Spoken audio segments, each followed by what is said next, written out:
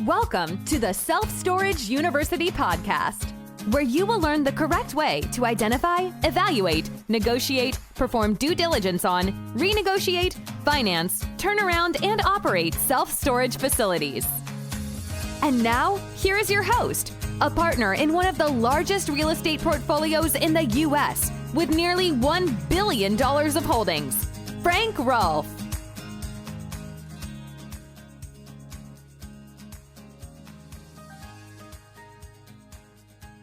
What's the best form of financing in self-storage? The answer is simple: seller financing. But how do you get it? This is Frank Rolfe of the Self-Storage University podcast. We're going to be exploring all about seller financing for self-storage facilities. So let's start off with the simple: how do you get a seller of a self-storage facility to offer seller financing? Well, there's a couple ways to achieve this. Number one, it makes sense to them. Let me explain why. Let's assume I buy a self-storage facility from a mom and pop seller, and I buy it from them for $1 million. If I gave them $1 million cash, and I made that possible by getting a loan at a bank, here's what would happen to mom and pop. They'd take the $1 million, they'd have to pay income tax on it. Sure, it'd be capital gains, but there's also recapture from depreciation and there's state income tax. So let's just say that everything combined is 30%. So mom and pop end up with $700,000. Sounds like a lot. It certainly is. But then when you go down to A.G. Edwards or your stockbroker and they ask them, hey, I want to go ahead and invest this. They say, well, how much risk do you like, mom and pop? And they, of course, say, oh, I don't like any risk at all. And they say, well, I've got a nice treasury deal that'll work for you. It'll pay out 1.5% interest. So that $700,000 at the end of the day only is going to earn, $10,000 a year approximately. Not very impressive. However, let's change it around now, and now they seller finance. Well, they don't pay any tax on the money until it's received. So let's say you give them $200,000 down, and they carry a note for $800,000. Let's say on the $200,000 down, they pay their tax of, let's say, the same 30%. So they have $140,000 there. They take it down to A.G. Edwards, and the interest earned on that is so small, I won't even use it in our analysis. However, the $800,000 that they carry, you're going to pay them 4% interest. That's $32,000 a year, and that's 4 times more than the stockbroker was going to get them. So clearly, just from greed, there's every reason in the world in which they would want to seller finance. Then why doesn't everyone do it? Well, some people want to go out and buy yet another bigger self-storage facility, but not always mom and pop. That's not really their goal, right? They just want to retire. They just want to move to Florida. They don't want to have to mess with the business anymore. They don't want to have to worry about anything anymore. And if that's the case, there's every reason in the world why they would want to carry, because it makes sense to them. Now, how do you educate on what I just said? Well, do just that. Tell them about the options. Give them something in writing comparing the options. A lot of times when they won't consider seller financing, they don't fully understand it, and they don't understand the benefits, and they don't understand them until they're too late, when they go down to A.G. Edwards and they can't get any money for their money. So help them not do that. Show them in advance of how that works. Another way to do it is to give 2 options when you give the initial offer to buy the storage facility. Give them a cash price and give them a terms price. The cash price in this case might be, I'll give you $800,000 in cash, or if you'll carry the financing, I'll give you $900,000. Now, why would I do that? Well, it's because the seller financing is so incredibly attractive, I can pay more because the interest rate will typically be lower, the cost of closing will be lower.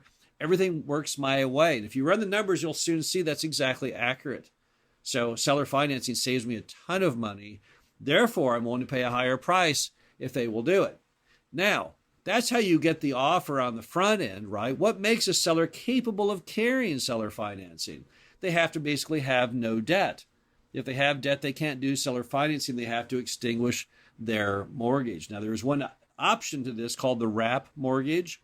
It's a risky construction. You leave that first lien in place with mom and pop at their bank, and then they take a second lien position for the rest of the amount that's financed.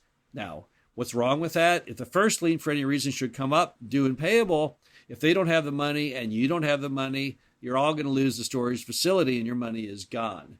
So a wrap to me is a little risky, but that does give you one more way to do it if they have a little bit of debt.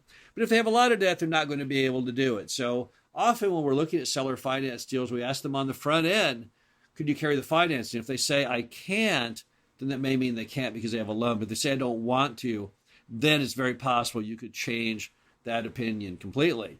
Now, here's some other important things you need to know about seller financing that most people do not. Number one, let's go over some of the important terms of the seller note. Now, one thing about the seller note that I find very important is what's called the cure period. It's true in all banknotes, but banknotes typically have this written into them, and a lot of sellers do not.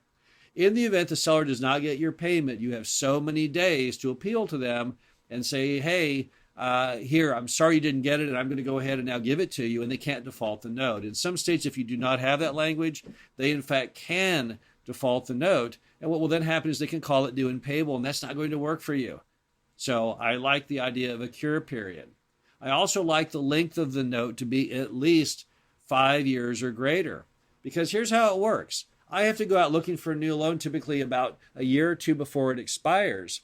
If you have a short 3-year seller financed window, then what's going to happen is I have to go out and get a new note after only about a year. That's not enough time. If you can get it, go for 10 years. If you can't get 10, try for 7. But I don't think I'd do a seller note less than 5 years because that's not really going to work for you.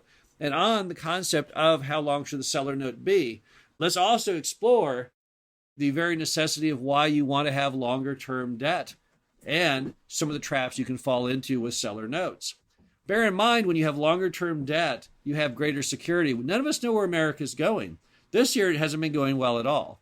And we also don't know when there might be a lending crisis. So if you have longer term debt, you can pick and choose when to refi based on the right part of the cycle, when the people are doing loans at low interest rates. When you have a short note, you're stuck with wherever things are at that one moment.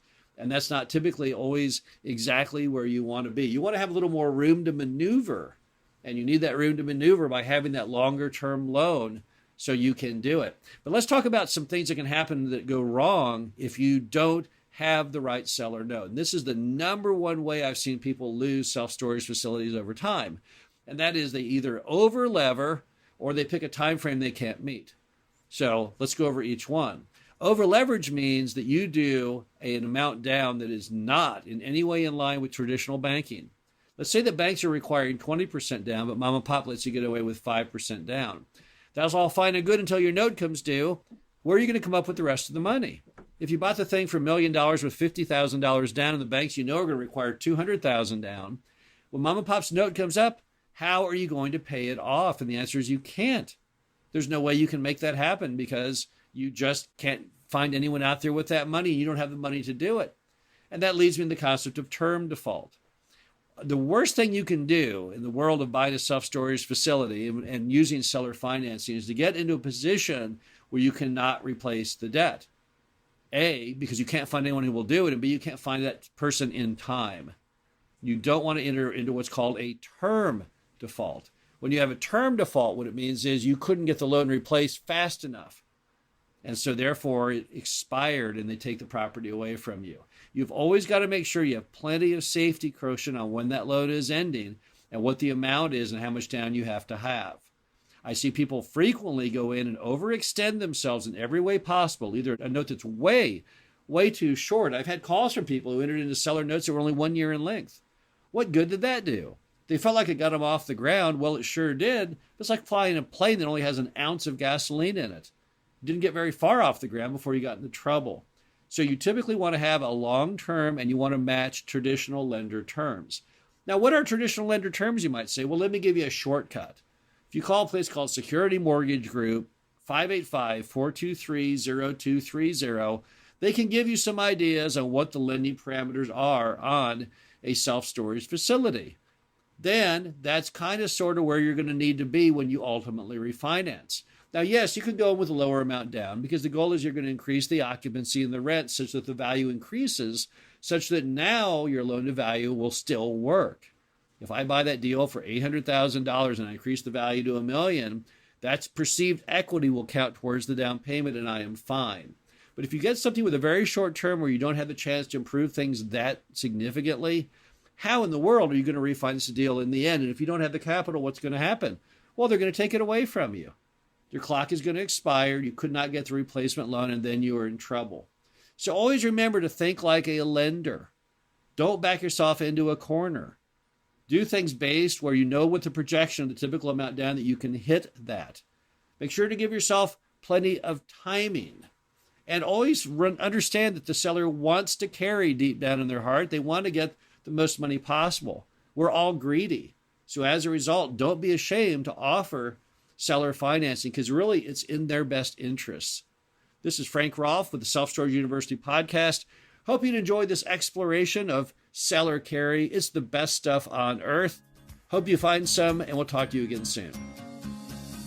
Thank you for listening to the Self-Storage University podcast. Be sure to visit us at ssupodcast.com, where you can learn the correct way to identify, evaluate, negotiate, perform due diligence on, renegotiate, finance, turnaround, and operate self-storage facilities.